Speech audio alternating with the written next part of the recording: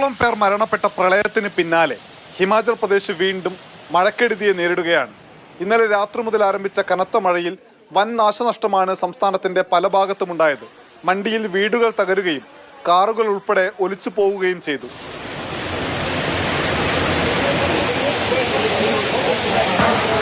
ഒഴുക്കിൽപ്പെട്ടാണ് 3 പേർ മരിച്ചത്.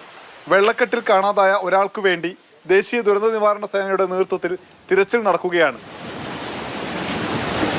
2 लोगों की जो है वो मृत्यु हुई है और 2 लोग जो है अभी मिसिंग बताया जा रहा है और काफ़ी ज़्यादा जो है स्थानीय लोगों ने मदद करके काफ़ी ज़्यादा लोगों को बचाया है और राहत कार्य अभी चल रहा है.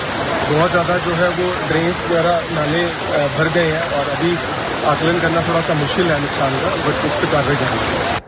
നിരവധി റോഡുകൾ തകരുകയും ചില റോഡുകൾ വെള്ളത്തിനടിയിലാവുകയും ചെയ്തതോടെ പല മേഖലകളും ഒറ്റപ്പെട്ട അവസ്ഥയിലാണ്. ഡൽഹി, ഹരിയാന, ഉത്തർപ്രദേശ്, ഉത്തരാഖണ്ഡ് തുടങ്ങിയ സംസ്ഥാനങ്ങളിലും ശക്തമായ മഴ തുടരുന്നു. ഡൽഹിയിൽ കനത്ത മഴ വിമാന സർവീസുകളെ ബാധിച്ചു. വിമാന കമ്പനികളുമായി ബന്ധപ്പെട്ട ശേഷം മാത്രം യാത്ര ആരംഭിക്കണമെന്ന് യാത്രക്കാരെ അറിയിച്ചിട്ടുണ്ട്. ആഗസ്റ്റ് 3 വരെ ശക്തമായ മഴ തുടരുമെന്ന് കാലാവസ്ഥാ നിരീക്ഷണ കേന്ദ്രം അറിയിച്ചു. മാതൃഭൂമി ന്യൂസ്, ഡൽഹി.